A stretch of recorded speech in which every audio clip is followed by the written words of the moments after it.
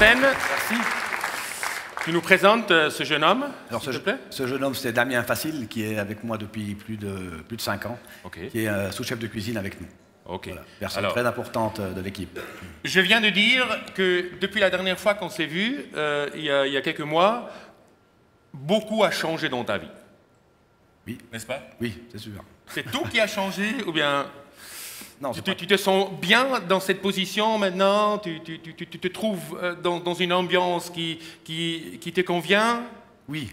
Non, tout va franchement très bien. Même si c'est pas, voilà, c'est pas comme ça qu'on voyait la suite à Crissier. Malheureusement, il a fallu reprendre les rênes du restaurant. Mais j'ai la chance d'être là depuis plus de 20 ans, donc c'est vrai que c'est quelque part une continuité pour moi. Et il y a une équipe qui est fantastique, une clientèle vraiment incroyable. Les clients sont là, c'est complet tous les jours. Donc pour l'instant, tout va vraiment très bien. C'est ce que je viens de dire, que vraiment on sent cette fidélité, on a vraiment le sentiment que c'est une grande famille qui tient ensemble, qui essaie vraiment de se battre ensemble aussi. Et je crois que ça c'est extraordinaire dans le monde gastronomique. Je pense que c'est unique, oui, parce qu'on sent l'attachement que les clients pour cette maison, qui est une institution, que tout le monde veut que ça continue, les employés, les clients. Donc toutes les conditions sont réunies pour que ça continue et on va la faire continuer encore longtemps. Also, kurz zusammengefasst, er fühlt sich in der Position, auch wenn es nicht ganz einfach war, diesen nicht geplanten Übergang in Angriff zu nehmen, sehr wohl. Er kann sich auf seine Mannschaft, sein Team, seine 44-köpfige Brigade in Küche und im Service hundertprozentig verlassen. Und auch die treue Kundschaft, die hält zum Hôtel de Ville in Crissier. Also es läuft eigentlich alles gut. Maintenant, on veut jeter un coup d'œil dans votre cuisine à Crissier. Et puis maintenant, la scène est à vous deux. Merci. Alors on y va. Merci.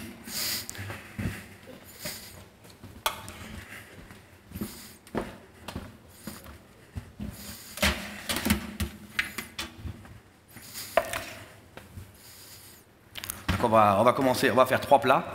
Un plat à base de homard, un plat à base de légumes et un œuf. Et également un plat avec des coquillages. Donc on va commencer avec un plat froid à base de homard. L'idée vraiment de ce plat, c'est de faire, vous allez voir que tout ce qu'on va inclure dans le plat aura le goût du homard.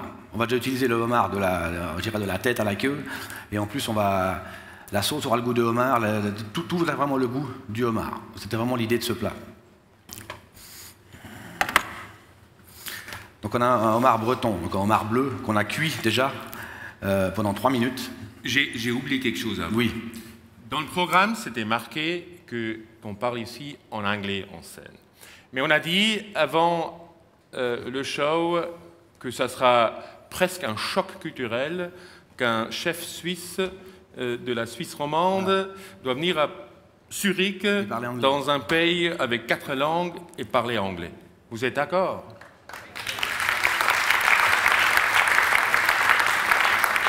Si jamais, comme le français est la langue de la cuisine, je crois que de temps en temps, j'explique peut-être 2-3 trucs. Si quelque chose n'est pas tout à fait clair pour moi, pour vous peut-être, oui. J'ose demander 2-3 questions au chef, et puis le reste sera à vous. Merci beaucoup. D'accord. Je vais le faire en français. Le homard. Donc on revient. Donc un homard bleu breton qu'on a cuit déjà pendant 3 minutes et qu'on a rafraîchi dans l'eau glacée. L'importance de le rafraîchir, c'est que ça arrête la cuisson et ça évite d'avoir un homard qui est trop cuit et caoutchouteux. Donc le homard, on va utiliser la tête pour faire la sauce, on va utiliser la queue pour la présentation et les pinces qu'on va mettre dans une petite masse qui va nous servir à supporter les médaillons. Donc d'abord, je vais séparer mon homard. Voilà. On voit qu'à l'intérieur du homard, il y a une petite partie bleue là qu'on appelle le corail. Ça, en fait, on va le récupérer. On garde ça précieusement comme de l'or et pour corailler des sauces, pour corailler des langoustines, c'est quelque chose qui marche très bien. Et là, nous, on l'a utilisé, on l'a cuit à la vapeur dans un petit bout de papier film. Et en fait, une fois que c'est cuit, ça donne une petite boule comme ça qui est orange et qui est un peu caoutchouteuse. Et vous allez voir tout à l'heure, pour la finition du plat, on va l'utiliser pour râper dans notre assiette.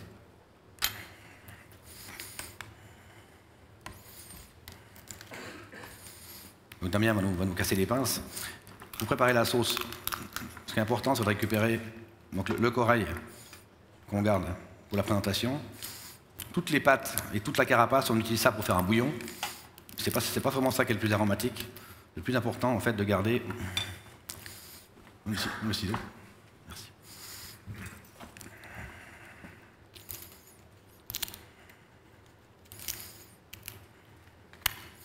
fait, j'ai récupéré l'intérieur de la tête qu'on a coupé en deux comme ceci. Et vraiment, pour faire la sauce, le goût du homard, il est là. Dans la queue, il y a du goût, bien sûr. Dans la carapace aussi. Mais vraiment, le goût pour faire des sauces, c'est ici qu'on va l'avoir. Donc, c'est ça qu'on va récupérer pour faire la sauce. On va le retirer. Ce qu'on va faire, c'est ce qu'on appelle une sauce coralline. On va retirer les carcasses. On va ajouter une belle garniture aromatique, des légumes, des carottes, des oignons. On met beaucoup de céleri, des tomates également. Et ensuite, on va mouiller ça avec de la crème. Seulement de la crème. Et un tout petit peu de bouillon pour alléger. Si on mettait que du bouillon, ça serait une sauce américaine. Là, on va faire une coralline, donc on va la crémer.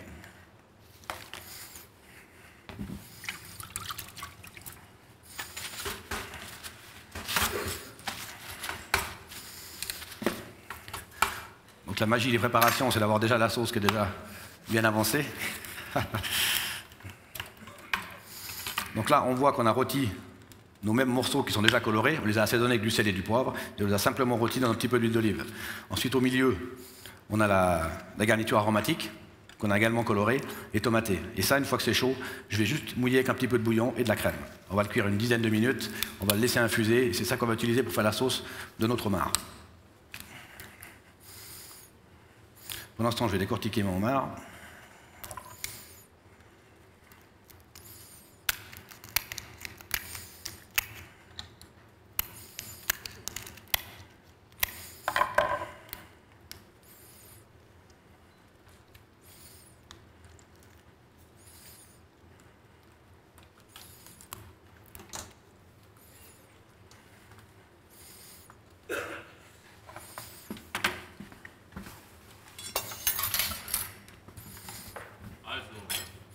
Kurz zusammengefasst, der Geschmack des Hummers liegt im Kopf für die Soße.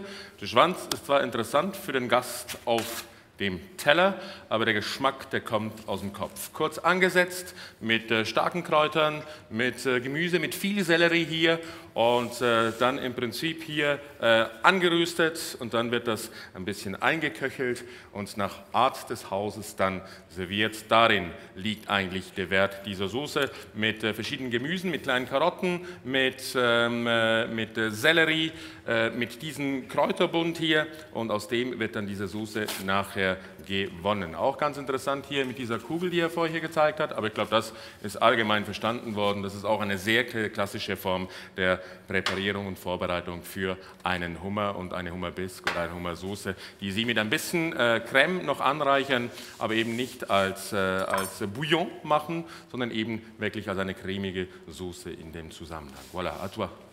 Donc là, ma sauce, je vais mettre un petit peu de bouillon de homard.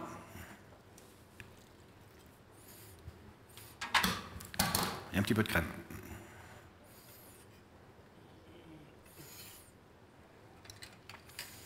Voilà.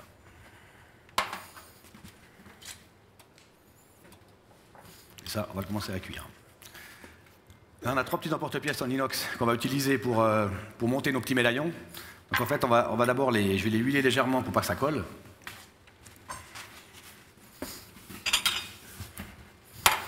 Also im Prinzip fürs Anrichten werden diese Stahlringe vorbereitet, ein bisschen mit Öl eingeschmiert, damit es nicht nachher klebt, dass es sich gut löst und nicht nachher das kleine Kunstwerk, das daraus entsteht, sich schlussendlich dann auflöst, weil es weggezogen wird. Die ganz normale Form, wie Sie das in Chris hier in der Form auch bringen. Voilà. Là, on a des petites bandes de céleri, donc des céleris qu'on a coupés finement à la mandoline, ensuite qu'on a blanchi dans l'eau. Et ça va nous servir de tenir toute la préparation ensemble. Also nur kurz blanchiert und dann ganz fein gehobelt, kurz blanchiert und das gibt dann allem den Halt, wenn das dann alles in diese Rondellen, in diese Stahlrondellen reinkommt. Ça, je vais simplement les appliquer.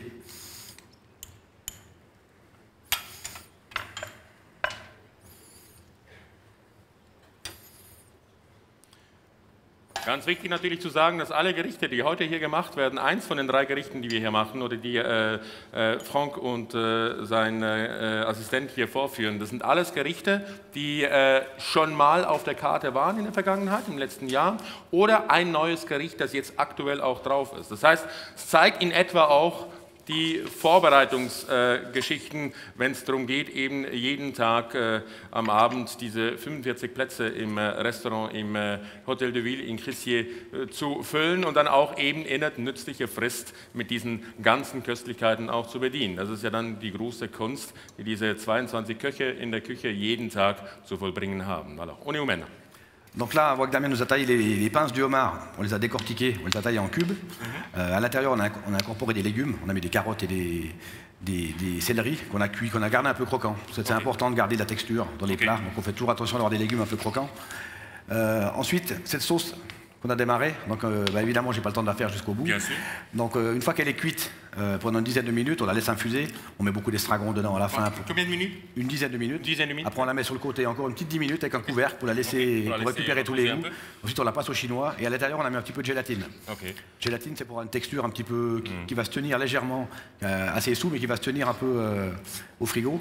Et ensuite, ça, c'est le résultat. Et ça, je vais utiliser dans l'assiette. Par contre, je vais en utiliser pour assaisonner l'intérieur de mes pinces. Also hier, das sind in kleine Würfel geschnitten, die Zangen quasi des Hummers, die in kleine Schnitte oder in kleine Würfel geschnitten wurden, dann mit ein bisschen Gemüse. Allerdings, er sagt, es ist sehr wichtig, dass es croquant ist, das heißt, dass es wirklich noch bissfest ist. Die Textur ist ein ganz wichtiger Teil dieses Gerichts, nicht nur der Geschmack, sondern auch das Gefühl im Mund, die Textur. Und das reichert er jetzt mit dieser Soße an, die ca. 10 Minuten normalerweise vor sich hinköchelt, dann nochmal 10 Minuten mit Deckel obendrauf ruhen gelassen wird, damit sie ziehen kann. Die wird dann passiert und er gibt dann hier mit ein bisschen Gelatine zusammen diese sehr, sehr cremige Konsistenz, mit der er jetzt hier dieses, ich möchte fast sagen, Tartare in der Form hier quasi anrichtet. Donc là, je vais remplir mes emporte-pièces aux 3/4. Yeah. Je vais garder un peu de place pour mettre les médaillons. Ist natürlich nur im übertragenen Sinn ein Tartare, weil es ist ja gekocht und nicht irgendwie roh, was das anbelangt. Ja? Ça, c'était un des classiques, aussi un peu de l'homard, un des classiques de l'hôtel de Ville de Crissier. Toujours l'homard sur la carte, hein, c'est normal, il faut. Oui, c'est vrai que c'est un plat, c'est un produit qu'on utilise énormément. En plus, il n'y a pas vraiment de saison, on peut en faire toute l'année. Donc c'est vrai que c'est un produit qui est régulièrement sur les menus. Ça c'est vrai.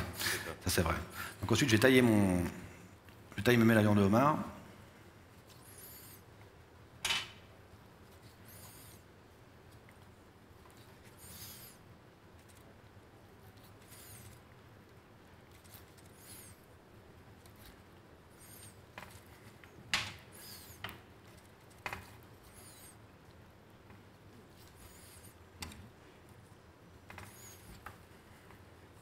Donc avec un homard, évidemment, on fait 2 personnes. Là, je vais en faire qu'une, donc j'en ai assez avec une seule partie.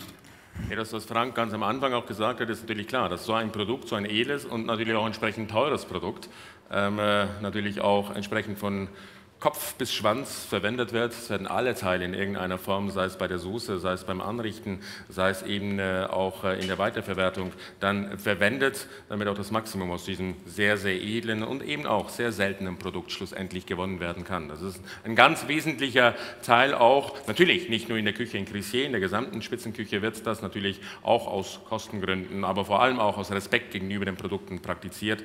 Und da ist Crissier, das weiß ich aus der Hand der ehemaligen Chefs von allen, dass das dort immer praktiziert wurde und ganz, ganz hoch gehalten wurde. Da wird nichts verschwendet. Ensuite, mes 2 médaillons chevauchés l'un sur l'autre. L'idée, c'est vraiment de remplir à la hauteur notre petit moule.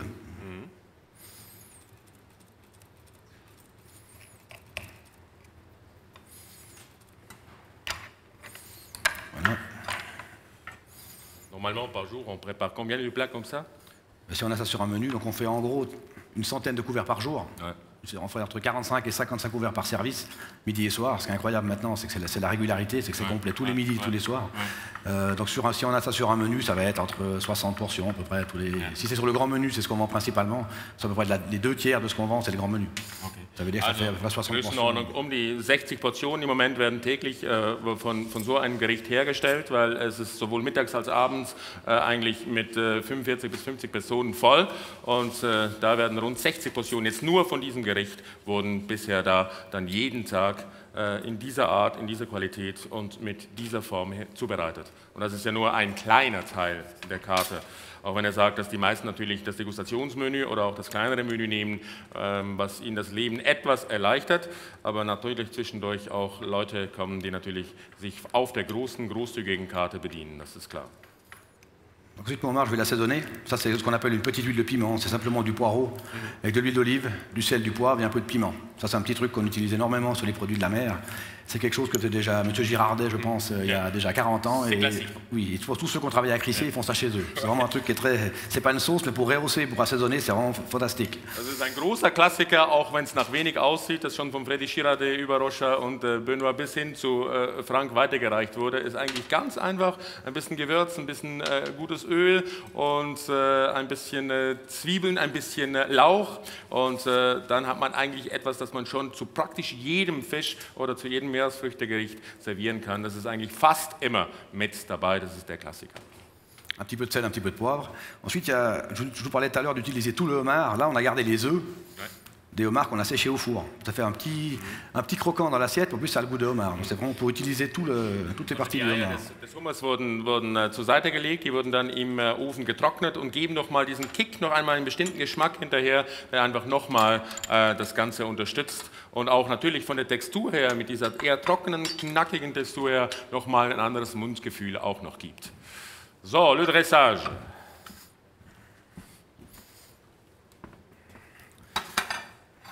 Pour le dressage, on a également une autre sauce qu'on a déjà préparée. C'est le même démarrage que la sauce coralline qu'on a fait là, qui est mouillée au bouillon, donc ce qu'on appelle une américaine, qu'on a bien réduit. C'est très corsé, et ça on l'a mélangé avec un petit peu de mayonnaise. Okay. Et en fait ça donne une texture qui est très souple, qui va permettre de l'appliquer dans l'assiette. Et en plus ça a toujours le goût de homard.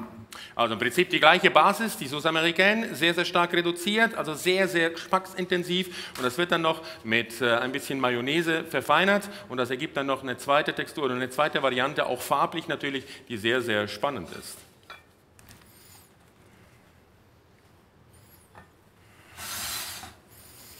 Donc là, je vais faire un petit dressage sympathique.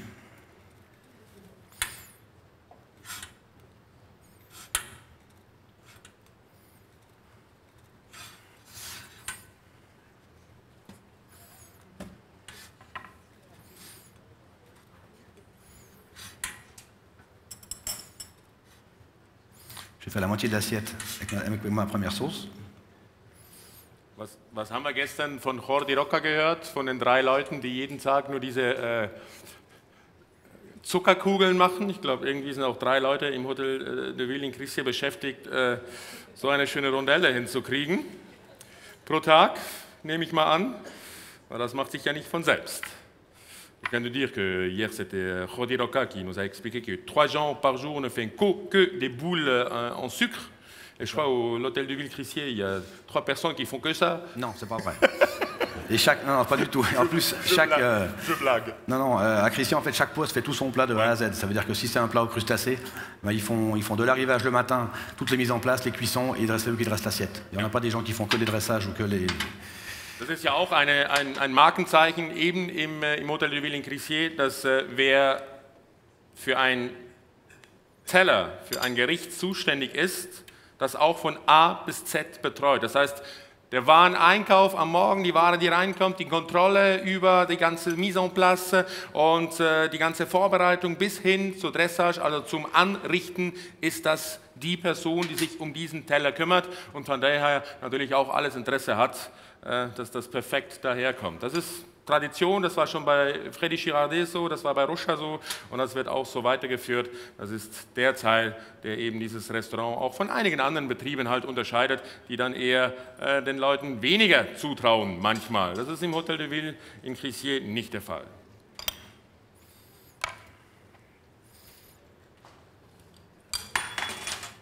So, da wird jetzt nochmal ein bisschen nachgebessert, indem das nochmal hier ein bisschen von diesen Sellerie nochmal drum gelegt wird, damit es auch möglichst gut aussieht, perfekt daherkommt. Donc ensuite je vais mettre ma sauce, la même que j'ai mis dans les pinces. Exactement.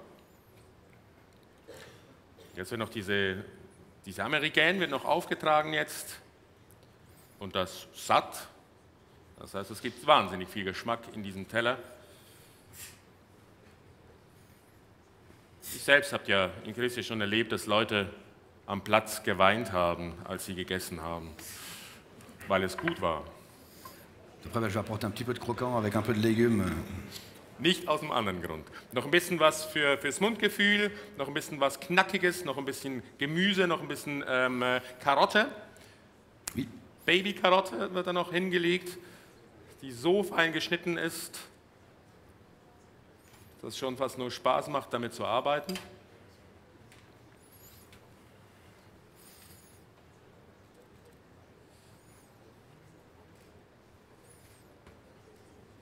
Un petit peu de poireau, verre de poireau, ça donne beaucoup de croquant et beaucoup de goût. Es kann natürlich auch sein, dass einigen Leuten dann die Tränen kommen, wenn sie bezahlen müssen, aber das ist ein anderes Thema. Je viens de dire que moi aussi, j'ai déjà vécu que des gens ont pleuré dans le restaurant par joie de ce qu'ils ont mangé. Bon, bien sûr, parfois, ils pleurent à la fin quand ils doivent payer. Aussi. C'est pas trop grave. On blague, on blague. C'est pas vrai, c'est pas vrai.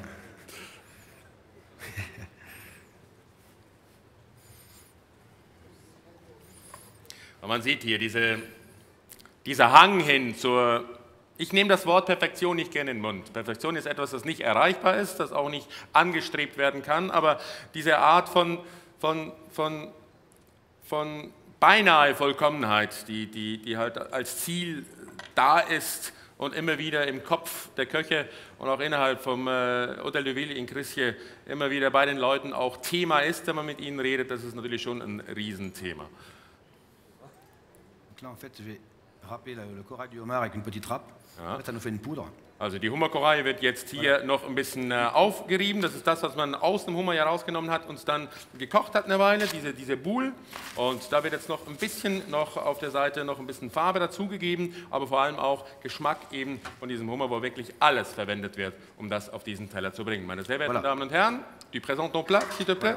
Voilà. Donc, médaillon de homard, sauce coralline.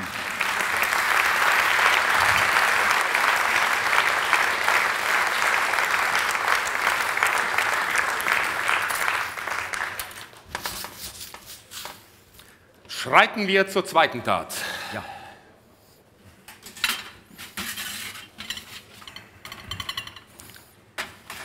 Donc en fait, on va faire maintenant un plat à base avec un jaune d'œuf.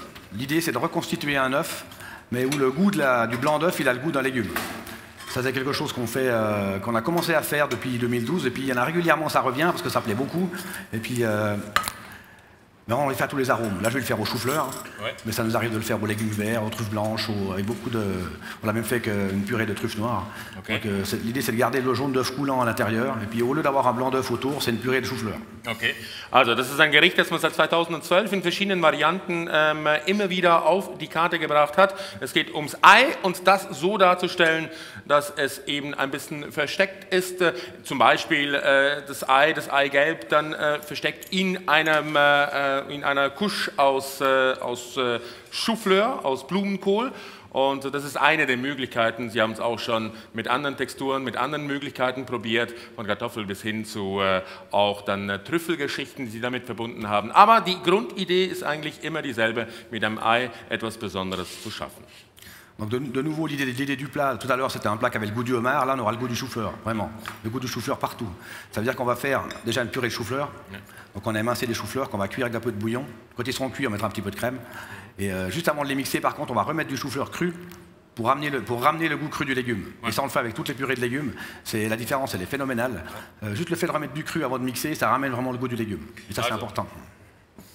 Alles wird hier vorher, es hat alles nach Hummer geschmeckt, hier alles dann mit diesem Blumenkohl. Und er sagt, wenn Sie Püree machen, das machen Sie bei allen Püreearten, wird kurz bevor das Püree fertig ist, bevor es gemixt wird, nochmal rohes Gemüse derjenigen Art, was auch immer es ist, beigegeben. Er sagt, der Effekt sei enorm, der damit passiere, mit der Frische des Gemüses, das noch mal reinkomme. Das schmecke halt nun mal einfach noch viel stärker und viel frischer nach dem Ausgangsprodukt, als wenn man es einfach nur als Püree gekocht hätte.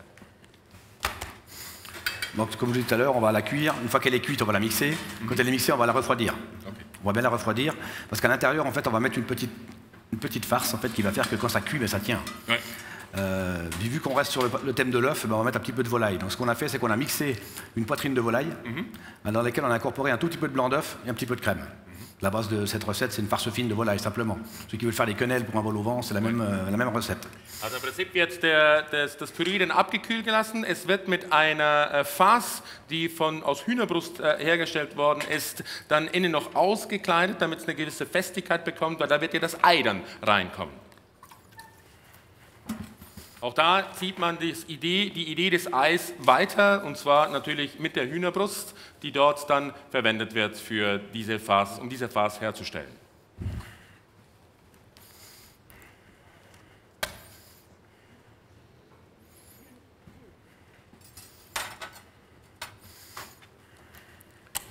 Un petit peu de poudre. Oh, pardon.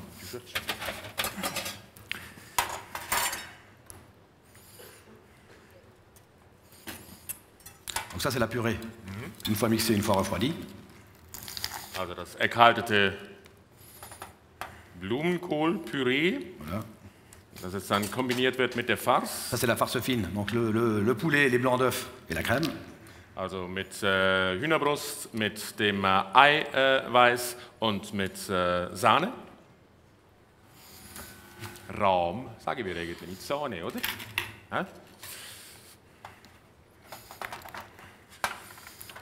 Donc là, en fait, vu que le poulet il est cru, c'est facile à appliquer. Et ensuite, tout simplement, on va cuire ça à la vapeur pendant 5 minutes. Ouais. Et en fait, la farce fine, le poulet va cuire, les protéines de la volaille vont durcir, et ce qui va faire que... Mais ça va rester, ça tient, mais ça va rester quand même... ça pourrait ressembler vraiment à un blanc d'œuf. Ouais, okay. Mais ça a le goût de chou-fleur. Also, im Prinzip geht es jetzt darum, dass mit dieser Farce natürlich nachher im Dampfgarer dann noch ein bisschen gegart wird. Geht es darum, dass das alles mit dem Eiweiß eine Konsistenz gibt, die fest ist, aber eben nicht hart oder bissfest in der Form, sondern eben ganz stark an Eiweiß erinnert, das gestockt ist und dann aber überraschenderweise eben nicht nach Eiweiß schmeckt, sondern natürlich extrem nach Blumenkohl. Ensuite, on a un petit moule en Pyrex, simplement. Ça, je vais le beurrer. Ouais. Le beurre, ça va me permettre d'appliquer ma masse correctement, puis surtout, quand on va vouloir le démouler, que ça se démoule. Also ein bisschen Butter rein, das ist klar, weil das muss sich ja nachher gut lösen alles. Es ist sehr filigran. Also bei allen Vorbereitungen, bei allem Wissen, das man über die Texturen und über die Garzeiten der verschiedenen Teile hat, es ist filigran und ist hochwertige Handwerksarbeit, die neben dem Geschmack und neben der Idee natürlich damit verbunden ist. Donc ça c'est la même masse que celle-là, mais qui est déjà dans une petite poche. Also es ist dasselbe, nur wir haben schon fix fertig gemacht und im Dressiersack schon angerichtet. So, und jetzt wird das in dieser kleinen Schale kreisförmig rundherum angeordnet. On va prendre ein bisschen perfektioniert. Qu'il n'y ait pas d'ouverture, pour pas que le jaune d'œuf puisse traverser. Ja. Also nicht, dass das Eigelb nachher ausfließen oder auslaufen kann. On va mettre le jaune d'œuf à l'intérieur. On va l'assaisonner. Ein bisschen Salz. Et on va le recouvrir de masse. Und Deckel drauf. Auch da dicht, nicht dass das Ei innen dann ausläuft, wird das dann noch ein bisschen zugemacht. So, das wäre dann also noch nicht gegart im Dampf, das Ei à la façon du Crissier. Voilà. Ça donc maintenant, je vais mettre dans le chaud vapeur pendant 5 minutes. 5 Minuten im Dampf und dann sollte das eigentlich soweit sein. Von der Textur auch innen drin. Ça va avoir environ quelle température à l'intérieur l'œuf? 90 degrés. Oui, mais à l'intérieur l'œuf après 5 minutes environ. Pardon? L'œuf à l'intérieur, le jaune de l'œuf. Ah, il va pas être cuit, l'œuf, il va rester vraiment coulant. L'idée, c'est il va même pas être il va juste être chaud, il va être à 25 degrés à peu près. Ouais, Ce qu'on veut surtout pas, c'est qu'il cuise. Ce qu'on veut, c'est quand on le casse, qu'il y ait toujours l'esprit d'un œuf qui est juste cuit. Also eben, 5 Minuten kurz bei 90 Grad, damit wirklich das Ei noch seine Konsistenz behält, leicht erwärmt ist, aber eben flüssig bleibt und dann auch diesen Effekt hat, dass es eben auseinanderfließt und natürlich dann auf der Zunge auch zergeht. Pendant ce temps que mon œuf cuit, je vais démarrer déjà. Le troisième plat. Ah oui, also, ça, on a le temps de... Gehen wir schon mit dem dritten Teller weiter, währenddem das Ei hinten diese 5 Minuten im Dampfgarer ist. Und da kommen wir zu der Coquillage, also zu den Muscheln. Oui, donc l'idée c'est vraiment de faire une marinière de coquillages. Donc on a des couteaux et des coques, d'utiliser le jus de ces coquillages pour faire la sauce. Et ça, on va vraiment leur apporter, on va leur apporter des légumes verts. L'idée c'était de marier la terre et la mer. Et puis alors on n'a pas la mer en Suisse, alors on va chercher nos coquillages en France. Par contre, on a des légumes, on a la terre. Donc ce plat, c'est un plat qu'on a mis sur la carte de printemps la dernière. Puis c'est vrai que ça a un grand succès parce que les légumes amènent, ça a toujours le goût du coquillage. Par contre, les légumes amènent beaucoup de croquants, beaucoup de fraîcheur. Okay. Puis là, c'est le printemps, ça commence les premiers légumes verts. Donc c'est vrai que c'était un bon mariage et puis c'est vrai que ça plaît énormément depuis le début de la carte. Also die Idee war bei diesem Teller oder bei diesem Gericht die Vereinigung oder Zusammenführung von Land und Meer. Auf der einen Seite wird mit diesen Muscheln eine Soße gemacht, aber dann eben schmeckt es zwar als Gericht nach diesen Muscheln, aber die Frische und die Knackigkeit, die dann das Gemüse mit reinbringt, sei etwas gewesen, das das Gericht zu einem großen Erfolg gemacht hätte und die Leute hätten das wirklich, ja, ils ont aimé, ja. Oui, ça a beaucoup plu. Donc là, je vais d'abord ouvrir mes coques. Donc je vais faire un petit peu d'huile d'olive. Je vais mettre un petit peu d'échalote, un petit peu de verre d'oignon. Also Schalotten, ein bisschen grün von der Zwiebel. Du persil. Et un peu de thym. Ein bisschen Thymian auch noch dazu.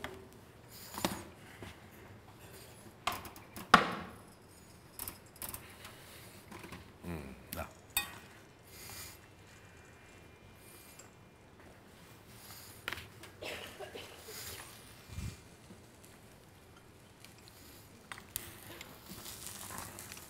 Dans mes choux-fleurs, je vais rajouter la crème, donc à peu près moitié crème et moitié bouillon. Bouillon. Qui va nous servir de faire la sauce, en fait. Also vorher war ein bisschen Bouillon drin und da wird jetzt noch kurz bevor der fertig gegart ist, das Püree vom Blumenkohl wird jetzt noch ein bisschen Rahm hinterher geleert, halb Rahm, halb Bouillon, damit es auch eine gewisse cremige Konsistenz dann hat. Si on fait pour la purée, il y a beaucoup moins de mouillement. Ouais. Quand on le mixe, il faut que ça soit épais. Là, pour utiliser pour la sauce, ouais. on va la mouiller un petit peu plus. Also, für die Soße muss es einfach viel flüssiger sein, deshalb auch wird noch einiges hinzugefügt. Vorher musste es ja fest sein, deshalb hat man das dann in der Form gemacht. Also, wir werden hier mit ein bisschen Olivenöl, diesen Kräutern, diesen Zwiebeln, auch den grünen Zwiebeln, den Schalotten, wird das angeschwitzt, poêliert. Mit du vin blanc. Mit ein bisschen Weißwein abgegossen.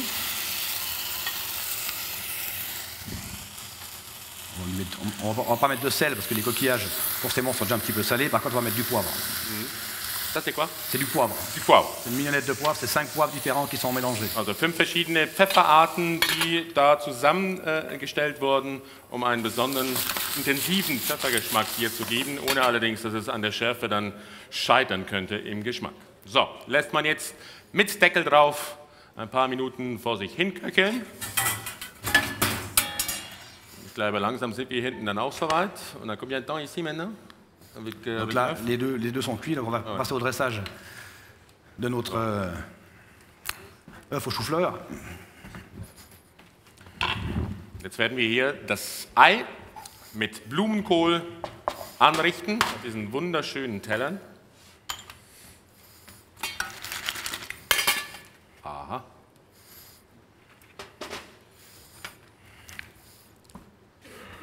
Il y en avait un, maintenant il y en a deux.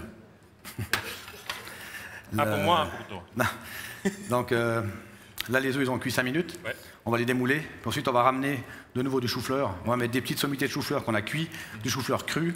Et puis au dernier moment, on mettra la petite sauce à part dans une saucière pour ajouter vraiment la sauce de chou-fleur. Okay, ça, c'est vraiment ce qui va apporter le goût du chou-fleur. Le goût. Also da wird jetzt noch mit leicht gegartem Chou-Fleur-Teilchen, aber auch mit rohem Chou-Fleur wird das jetzt dann noch angereichert und die Dressage gemacht. Und hier die Eier, man sieht, es ist sehr, sehr fluffig. Ja? Löst sich auch schön aus dem Schälchen raus. Donc on voit que ça reste vraiment natürlich auch dank der Butter, die vorher da eingestrichen wurde. On voit que ça reste très très moelleux. Hein. Ouais. C'est vraiment juste cuit. Ouais. Also c'est de la poudre de chou-fleur. C'est du chou-fleur cru concassé. On prend vraiment que l'extérieur et on le hache séché au couteau. Non, okay. non, c'est cru. Also einfach ganz normal klein gehackter Chou-Fleur, Blumenkohl, nicht getrocknet, nicht sonst irgendwie behandelt, sondern einfach wirklich ganz klein gehackt und der kommt jetzt da drüber.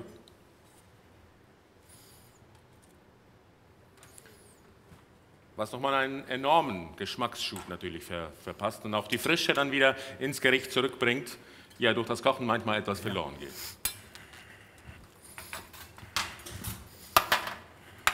Dann der leicht, aber knackig gegarte Blumenkohl nochmal hinterher.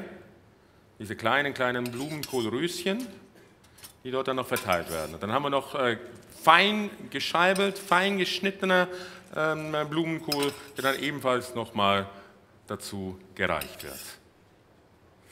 Was hat man gestern? Simplicity is not always simple. Das Einfache ist nicht immer einfach zu machen. Es ist hier wahrscheinlich ähnlich. On a dit hier que la simplicité n'est pas toujours simple. Nous, on essaie vraiment de rester dans les goûts des choses assez simples. Ouais. Pour la bonne raison, c'est qu'on aime savoir ce qu'on mange. Ouais. C'est-à-dire que là, si je veux manger du chou-fleur, manger du chou-fleur, pareil pour le homard. Et c'est un peu, dans tout ce qu'on fait à Crissier, c'est toujours la même chose, la même philosophie. Ça a toujours été la philosophie déjà de Girardet. C'est même si on mélange 1-2 goûts dans les assiettes, c'est de ne pas mettre 15 goûts dans l'assiette pour plus savoir ce qu'on mange. Ouais. Ça, c'est vraiment l'identité de la maison, puis ça, on va le garder. Ja. Also das ist diese Tradition, die schon von Freddy Girardet damals eingeführt wurde, dass man wirklich sich auf ganz wenige Geschmäcker, auf einen Geschmack konzentriert. Franck sagt ganz klar, sein Ziel sei, dass man weiß, was man isst, vom Geschmack, und nicht, dass man zu viele Sachen auf den Teller durcheinander bringt und schlussendlich dann vor lauter Geschmäckern nicht mehr genau zuordnen kann, was man jetzt tatsächlich hat. Das aber dann in verschiedenen Variationen, in verschiedenen Mundgefühlen auch hinzubringen. Das ist dann schlussendlich die Herausforderung, an denen wird, so weiß ich zumindest, im Labor wochenlang rumoperiert, gedoktert und rumgeschraubt. Ça dure combien de temps depuis de l'idée, de l'assiette jusqu'à la réalisation et le service à la clientèle? L'idée de l'assiette, c'est ça qui est le plus long. On essaie vraiment de jamais faire les mêmes cartes que chaque année, et même si les produits reviennent les mêmes chaque saison, on essaie de toujours avoir des nouveautés. Donc c'est toujours le plus long, c'est au départ, c'est d'avoir une page blanche et puis de démarrer le menu. Une fois qu'on a les idées, après ça va assez vite, on fait les essais avec les cuisiniers, avec les chefs dans la cuisine. Puis après, en fait, on change la carte Crissier 5 fois par année, on fait 5 saisons par an au lieu de 4. Et quand on change d'une carte, tout de suite on rattaque celle d'après.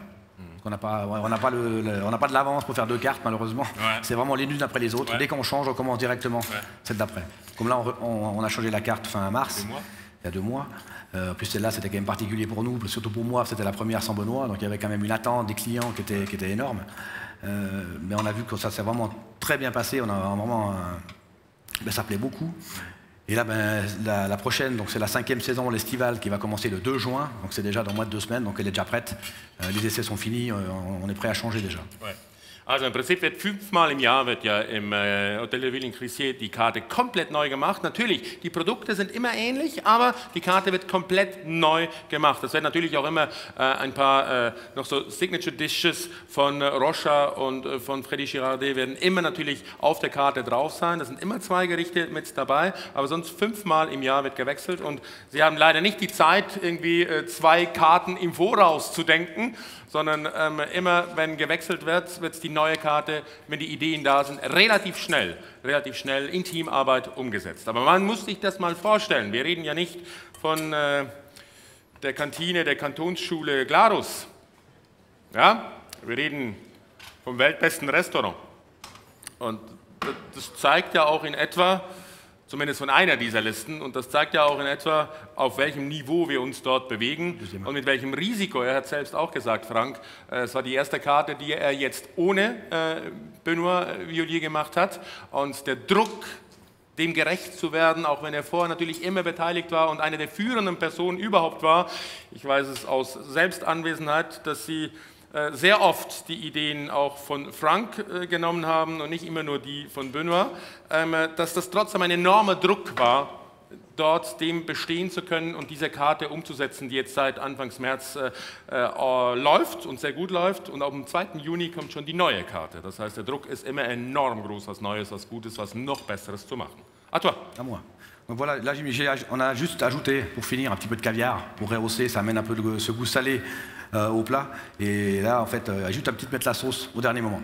Voilà, c'est tout. Also jetzt noch ein bisschen Kaviar drauf und am Schluss dann noch ganz zum Schluss, kurz vorm Service, wird dann noch die Soße beigefügt und das wäre dann der zweite Teller, den wir hier haben, das zweite Gericht und das ist Ei mit Blumenkohl, meine sehr verehrten Damen und Herren.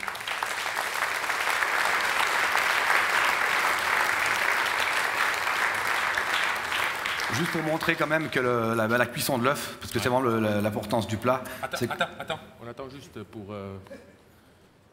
pour qu'il voit ça sur l'écran aussi. C'est qu'en fait, quand on va couper notre œuf, l'œuf il est vraiment coulant. Ouais. Donc ça c'est vraiment l'importance du plat, ça va se mélanger avec la sauce. Okay. Voilà. Also dass sich das auch vermischt, dass es innen wirklich flüssig ist und dass man das auch sieht, wie es dann schlussendlich auf den Teller kommt. Voilà. Donc on va revenir au troisième coquillage. Coquillage. Donc là on a ouvert les coques. Damien va les décortiquer. Ensuite on a apporté un peu de couteau. Les couteaux, l'avantage des couteaux c'est qu'on peut les cuire. On peut les décortiquer sans les cuire. Ouais. C'est-à-dire qu'on peut les sortir de la coquille, les rincer et les tailler. Puis là on va juste les faire revenir avec un petit peu d'huile d'olive pour les garder vraiment croquants et pas trop cuits. Okay. Also es geht vor allem darum, Sie nehmen diese Muschelart, diese Stabmuscheln, weil die halt auch geöffnet und ausgenommen werden können, ohne dass sie gegart werden müssen, damit sie dann auch entsprechend halt eine frische und eine andere Textur nochmal reinbringen in dieses Gericht, das wie gesagt besteht aus einer Soße mit Muscheln, aus diesem frischen Muschelfleisch, plus dann natürlich verschiedene Gemüse, die dem dann allem eine Textur und eine Frische geben, die ja, die Einzigartigkeit verspricht. Donc là en fait on a récupéré le jus des coques qu'on a cuit et ça avec ça on va utiliser ça pour faire notre sauce. On va mettre un petit peu de beurre dedans, une petite goutte de crème et ça va être la sauce pour accompagner notre plat. Okay, also das ist jetzt die Reduktion im Prinzip aus dieser Fond von den Muscheln, wo jetzt dieses Grün noch hinzukommt, dann mit etwas Butter und Creme noch hinzukommt und das wird dann nochmal aufgekocht und ja, bildet dann nachher im Prinzip die Soße, die dann diesem Gericht beigefügt wird. Là je vais remettre de la garniture pour rapporter encore du goût. J'ai remis des oignons, des échalotes, du persil et du thym. Also im Prinzip nochmal genau gleich wie vorher, um nochmals der Geschmack, der ja schon in der Bouillon enthalten ist, nochmals zu verstärken, werden die Kräuter, die Zutaten nochmal reingenommen, um dem nochmal eine gewisse Frische und nochmals einen besonderen Kick noch zu geben, der dann schlussendlich entscheidet, ob das Gericht eben ausgezeichnet oder in Anführungszeichen nur sehr gut ist. Ja? Dürfen wir uns auf die Ausdrucksweise einigen? Ich glaube, das ist es in etwa. Moi, t'as la chance, je ne suis pas toujours dans la cuisine parce que... Oui, je vois ça. Il faut me toujours pousser à côté. Exactement. C'est embêtant, mais je ne peux pas changer. Donc dans mes couteaux, je vais mettre un petit peu d'échalote. Là, j'ai de nouveau un emporte-pièce que je vais de nouveau beurrer légèrement. Also da wieder das Vorgehen ist ähnlich mit diesem Metallring, der wird gebuttert und dann diesmal mit einer ganz, ganz dünnen Scheibe von Karotten. Hier noch die Schalotten, die nochmal angeschwitzt werden, nicht die Schalotten, die beigegeben wurden, nochmal diesen Muscheln, ganz, ganz kurz angeschwitzt. Und dann kommen wir wieder zum Anrichten, zur Dressage. Ça c'est une bande de carottes, comme tout à l'heure le céleri qu'on a blanchi. Même principe. Même principe.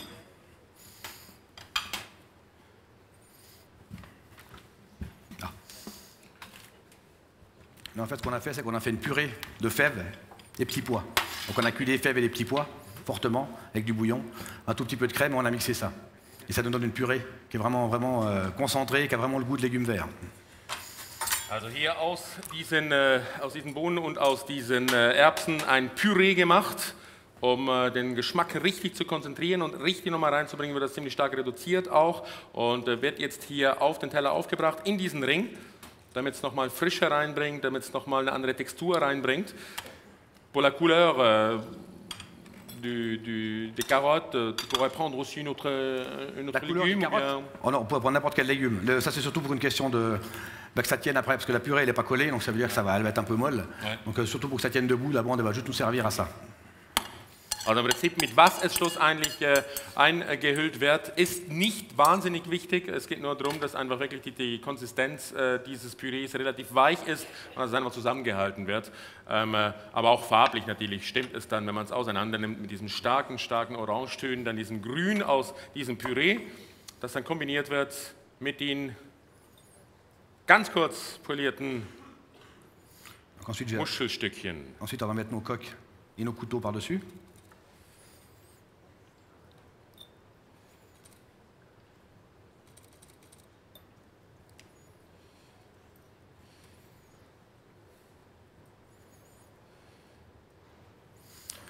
Je vais rajouter quelques légumes verts, quelques petits pois, quelques fèvettes. Légèrement blanchi. Légèrement blanchis, bien sûr. Ganz leicht blanchiert. Kommen die auf den Teller. Mit diesen kräftigen grünen Farben, die dann diese Frische, diese Farbe auch, diese Fröhlichkeit in die Gerichte reinbringen, ja auch Teil dieses Konzepts in Crissier sind. Aber eben, immer konzentriert, vor allem einen Geschmack des Produkts hervorzuheben, dessen Ausgangsqualität schon sehr hoch ist und die dann noch zu perfektionieren. Quelques haricots verts qu'on a également blanchis. L'idée vraiment, c'est de garder les légumes verts. Diese Haricots, also ein bisschen grüne Bohnen. Voilà, ça je vais le passer au four. À sec, à la vapeur, il n'y a pas vraiment d'importance. Là, j'ai un faux vapeur qui est chaud, donc je vais le mettre 1 minute à peu près, juste pour chauffer la masse qui est dessous. Also es geht nicht ums Garen, es geht nur darum, dass es jetzt noch warm wird, nicht heiß, aber warm, damit das nachher auch vom Service her, auch vom Gefühl, dass man dann nachher hat beim Essen, natürlich entsprechend die Aromen auch entfalten kann. Hier haben wir noch die Soße, die dann nachher noch dazu kommt, eben die den besonderen Geschmack eben dann weitergibt, und vom Gemüse, da kommt halt die Frische und auch die Farbe natürlich dann her bei diesem Gericht. So, da kommt noch ein bisschen Creme rein, ein bisschen Rahm wird da noch beigefügt, ein bisschen Sahne.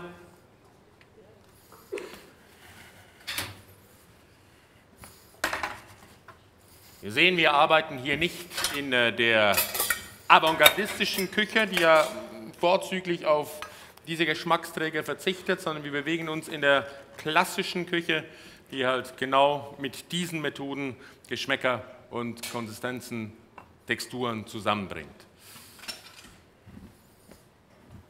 Le dressage dans 30 secondes. La sauce va apporter une ébullition. On va la passer au chinois et c'est déjà fini. Ja. Wird im Prinzip nachher hier noch passiert schnell, durch Sieb gedrückt und los geht's. Le chinois. Pourquoi ça s'appelle le chinois, tu sais?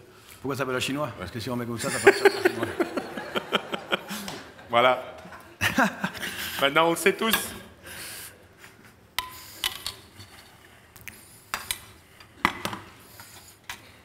Enfin la mousse.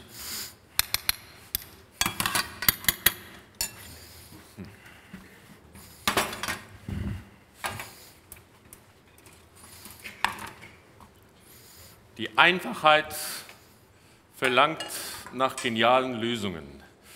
Und diese werden im Hotel de Ville in Crissier jeden Tag, wir haben es gehört, am Mittag und am Abend je 50 Mal abgerufen. Das ist einiges an Handwerk, das da zu vollführen ist.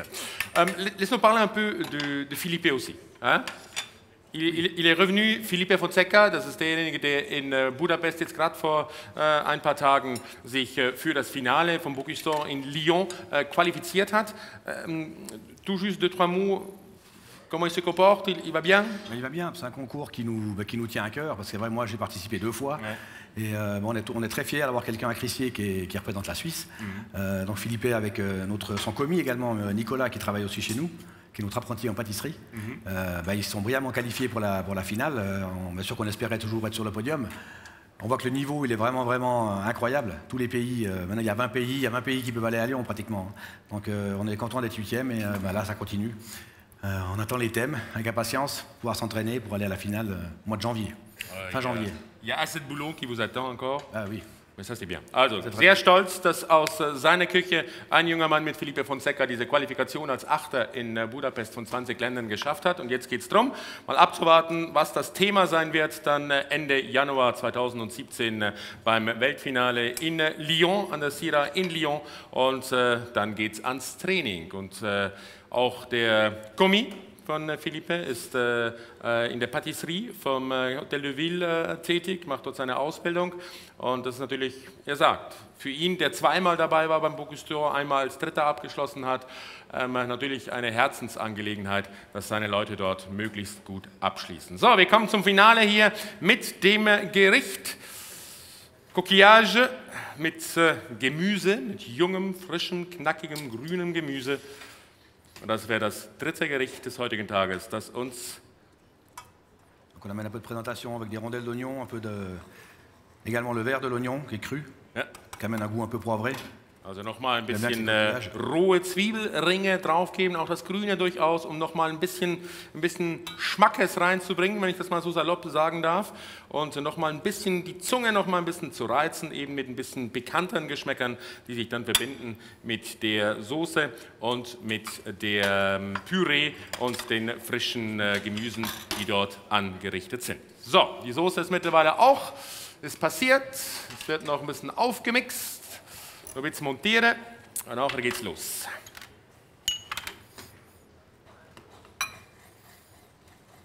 Voilà, un peu de couleur encore. Un peu de couleur, toujours avec quelques petites pousses de betterave et de citron. Mit kleinen Blättern, die Betrave. Und wenn jetzt der Pitch nochmal nicht siehst, dann ist das möglich. Ich habe das, was ich nicht gerne esse, darum weiß es vermutlich nicht. Voilà, et la sauce vraiment comme une marinière, vraiment légère. Voilà. Die va apporter le goût du coquillage au plat. Also aufgeschäumt etwas die Soße, nicht gebunden, sondern aufgeschäumt und damit relativ flüssig hier. Und das wird es dann nachher auch vom Mundgefühl her nochmal einen Kick bringen, dann dieser Bläschen nochmal im Mund auch nochmal ein bisschen platzen und ein völlig anderes Mundgefühl bringen. Mesdames, Messieurs, l'Hôtel de Ville de Crissier, son grand chef, son coéquipier, merci beaucoup. Merci beaucoup.